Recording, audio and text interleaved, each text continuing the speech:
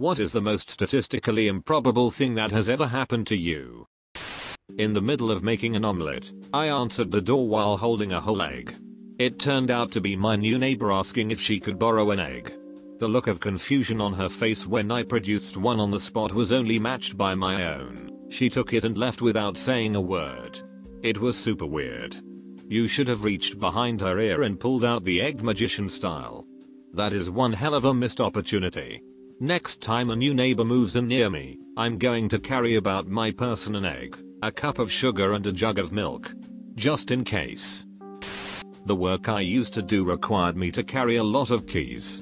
At the end of my shift every day, I would go to hang up my keys on a cup hook, but as I entered the room I would toss them over to the board with the hooks, trying to get them to land on the hook. And every day the keys would miss and fall to the floor. I would retrieve them and hang them and sit and do my paperwork. One day, at the end on my shift, I was a bit later than usual and the supervisors were in the room. Again I tossed my keys and they hooked.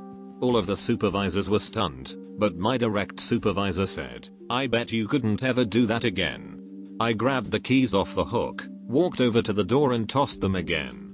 And again they landed on the hook. And in the 2 years of working there, that was the only 2 times they caught. Was working a wine banquet back in college, on a nice sunny afternoon in a wide open field with no trees.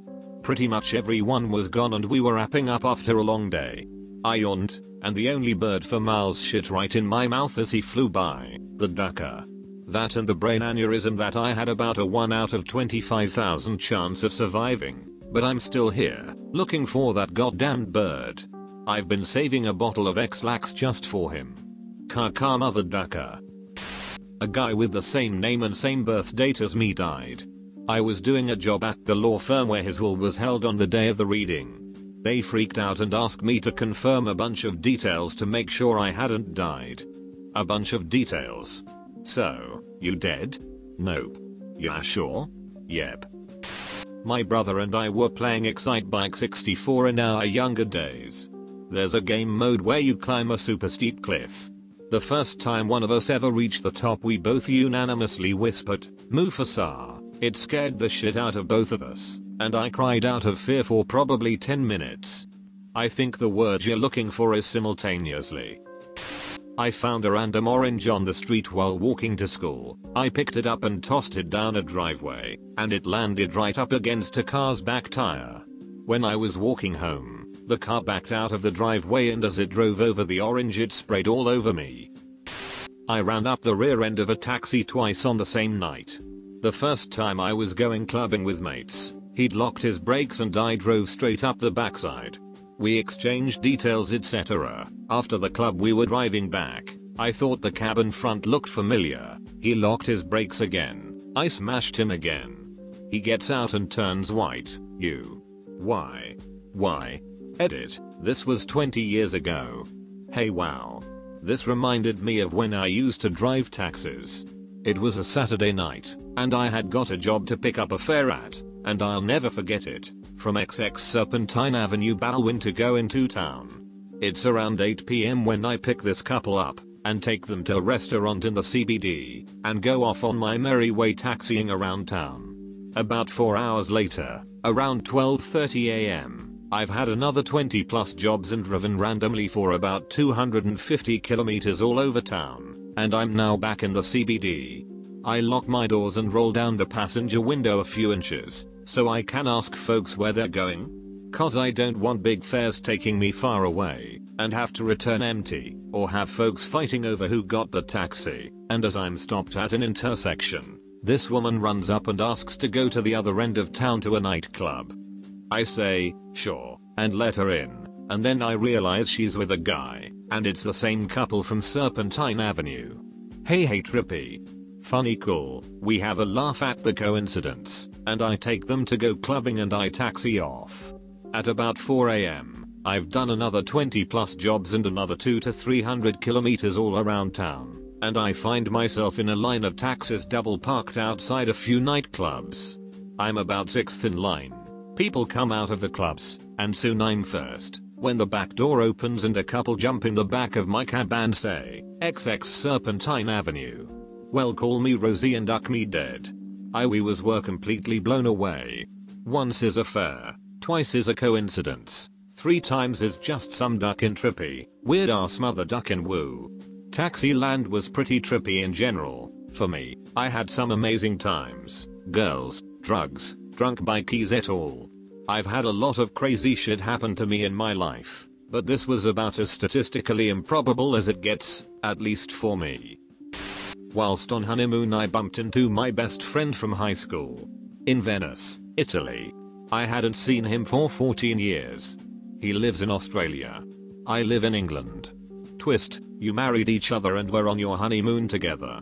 If that's true, they probably did a lot of bumping into each other.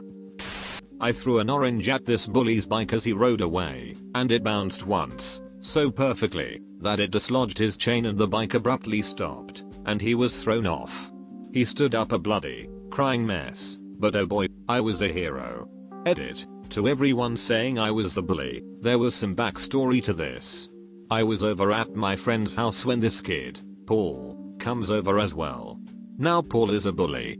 So we're just hanging out in my friend's backyard when Paul runs around back and starts, basically, insulting us. My friend went in to get his mom, and that scared Paul. I was not so decent as to be patient, so the above transpired. And it was an orange because Florida. I've been the millionth visitor to a ton of websites. I won a Frosted Flakes sweepstakes competition about 10 years ago.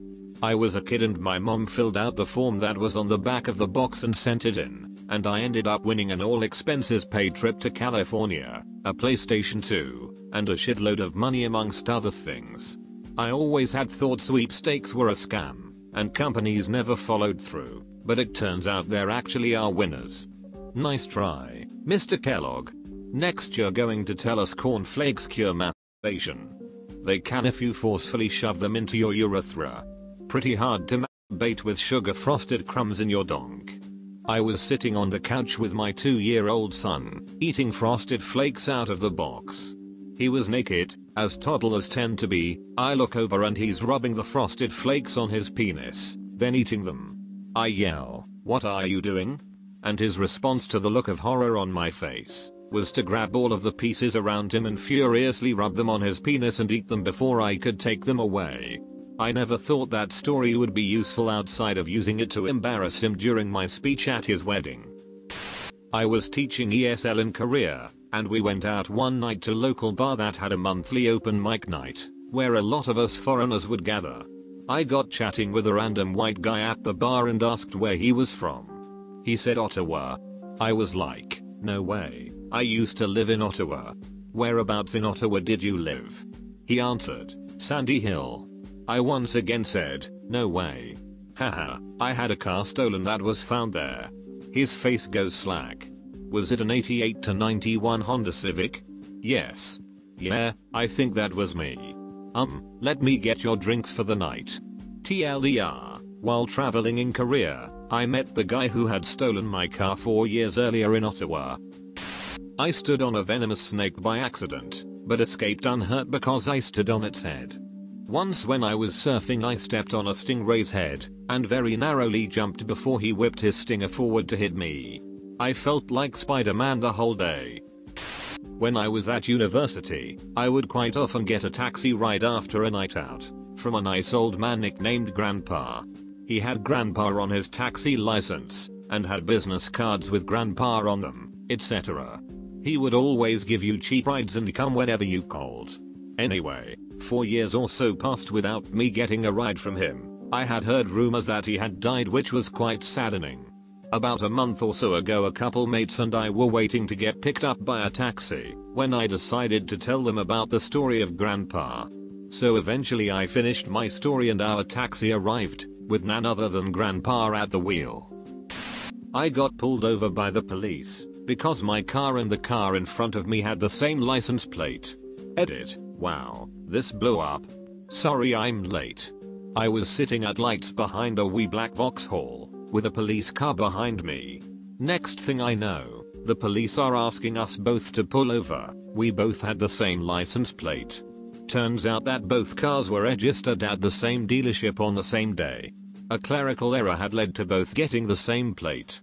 Months later, we are both sitting at the same traffic light and the police are there to see it. This happened in Glasgow, Scotland, about 10 years ago. Plates are unique in the United Kingdom. The format at the time was LNNN, LLL, L equals letter, N equals number. This has got to be unlikely. I was on holiday at Universal Studios Florida, with my brother-in-law Nick, we're both Brits, when a random family rush over, start hugging and kissing him and speaking Spanish. Nick was very confused, until he heard them call him Chris. It turns out the family are Peruvian and live next door to Nick's identical twin Chris, who moved out to Peru 4 years earlier. I'd love someone to calculate the odds of that. Once walking out of a grocery store, me and a buddy did that pew pew pew gun thing with our hands, and said something, pretty stoned, to some guy who was about to step into the parking lot, and he stopped for half a second to glare at us. In that half second, some douche duck driver sped by and would have smashed the guy. We all did a double take and went on our ways. You shot a man to life. I drove to the park to go running, using my cell phone as GPS. When I was done I put my phone on the top of my car and spent a few minutes stretching. Then I got in my car and drove home. On the way home, driving about 35 with the window down, I took a turn, and the cell phone slid off the roof of the car and into my open window, bouncing off my arm and landing in my lap. I never told anyone because I didn't think they'd believe me. Picked up the phone to call someone, only to hear them talking while I dialed their number. They had called me at that exact moment. Was weird. I dropped my toast once and it landed butter side up. The only conclusion is that you buttered the wrong side. A scientist called Dr. Carl actually did some investigation into this. Turns out the average height of a table means that a piece of toast knocked off a table or bench will almost always land butter side down, because it only has time to complete a half revolution. If you eat your toast on top of the refrigerator however, you have a much better chance of it landing butter side up. Were you eating your toast on the fridge? I was in perfect health at 23, but had a stroke. Pretty harsh one, was in a coma for 2 days. When I woke up at the 8,000 employee hospital, they told me I was the first guy ever at my age to come down with something like that. They ran me through every test they had for 3 days, and concluded I had a blood clot in my leg, somehow. Sent me back home, and 3 weeks later it happened again.